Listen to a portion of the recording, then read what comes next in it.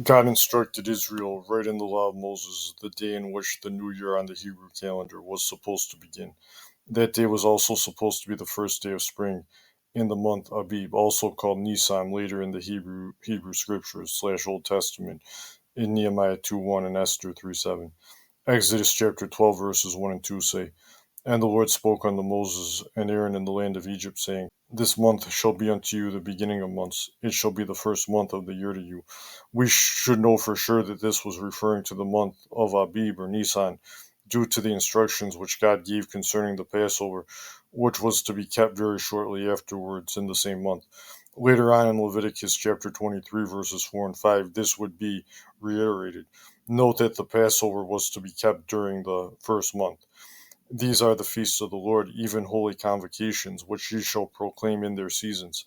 And the 14th day of the first month at evening is the Lord's Passover.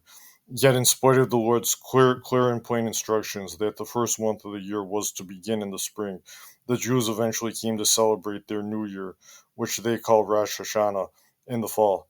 The first day of the month, which God called the seventh month, was appointed to be the Feast of Trumpets. This was not technically a feast in the way many think of that, but it was a special holy day which was categorized among the feasts of the Lord in Leviticus chapter 23. Leviticus chapter 23, verses 23 and 24. And the Lord spoke unto Moses, saying, Speak unto the children of Israel, saying, In the seventh month, in the first day of the month, shall ye have a Sabbath, a memorial of blowing of trumpets, and holy convocation. Nevertheless, the Jews now celebrate their new year in the seventh month, which occurs in the fall.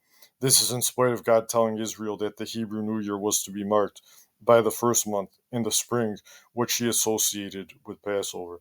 This is another evidence that the Jews overall have greatly strayed from their own scriptures. They have done so even to the point where they have even failed to get the marking of the new year correct, which was spelled out directly in the law of Moses. The Jews are thus blatantly defying what God said in Exodus 12:2. I will be clear here. None of this is saying that Christians are supposed to observe the Jewish feasts, nor observe days on the Hebrew calendar at all. We have many studies rebuking Judaizing and showing how God released Gentile Christians from observing the ceremonies and rituals of Judaism. Well, the lessons from these things and the realities which they foreshadowed remain in full force. Jewish Christians were also released from the Jewish ceremonies by the destruction of the temple and the dissolving of the Jewish priesthood, which made it impossible to follow the ceremonies and rituals of Judaism faithfully, anyways.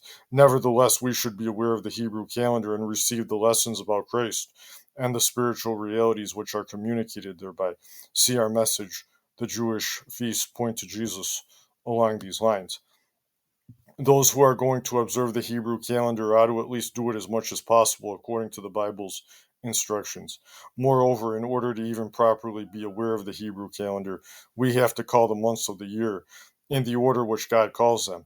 And if anyone won't do this, it is clearly rebellion against the Lord. Some will say, what's the big deal? God giving his verdict in his word about any issue makes that issue huge. Deuteronomy 4:2. Ye shall not add unto the word which I command you, neither shall ye diminish aught or any from it, that ye may keep the commandments of the Lord your God which I command you. Deuteronomy 28:15. But it shall come to pass, if thou wilt not hearken unto the voice of the Lord thy God, to observe to do all his commandments and his statutes which I command thee this day, that all these curses shall come upon thee and overtake thee.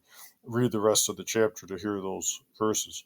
This issue is another proof of deep deceit and corruption within Judaism. This corruption had taken root and grown by Jesus' time, and it has only gotten worse since the Jewish nation's rejection of Jesus as their Messiah. If the nation had been faithful to the Hebrew scriptures rather than giving heed to vain traditions of men, it would have received Jesus as the Messiah. Mark chapter 7, verses 5 to 9. Then the Pharisees and scribes asked him, Why walk not thy disciples according to the tradition of the elders, but eat bread with unwashen hands? He answered and said unto them, Well has Isaiah prophesied of you hypocrites, as it is written, This people honors me with their lips, but their heart is far from me.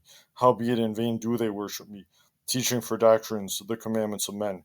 For laying aside the commandment of God, ye hold the tradition of men, as the washing of pots and cups, and many other such like things ye do. My note, This study is looking at one example of these things. Continuing, and he said unto them, full well ye reject the commandment of God, that ye may keep your own tradition. It is no wonder that the Jews would generally go astray on an issue as plain as the date of the Hebrew New Year, when Jesus himself told the Jews that they reject him because they do not heed their own scriptures. John chapter 5, verses 39 to 47. Search the scriptures, for in them ye think ye have eternal life, and they are they which testify of me. And ye will not come to me, that ye might have life. I receive not honor from men, but I know you, that ye have not the love of God in you. I am come in my Father's name, and ye receive me not. If another shall come in his own name, him ye will receive. How can ye believe which receive honor one of another, and seek not the honor that cometh from God only? Do not think that I will accuse you to the Father. There is one that accuseth you, even Moses, in whom ye trust. For had ye believed Moses, ye would have believed me, for he wrote of me. But if ye believe not his writings, how shall ye believe my words? If I were to talk to someone who thought that the Messiah was supposed to come as a conquering military deliverer, as many Jews think, I would show them Psalm 110, verse 7, to demonstrate that the Messiah must come to suffer before he be exalted and come again to reign. Psalm 110, verse 7, he shall drink of the brook in the way, therefore shall he lift up the head. There it is. The Hebrew scriptures themselves show that after humility and travail in a state of mortality, the Messiah would be both an exalted king and priest who would be waiting in heaven until he returns to take vengeance on his enemies. But nobody is going to come to him and obtain life who won't even acknowledge that the month, which God called the first month on the Hebrew calendar, ought to be the first month on the Hebrew calendar.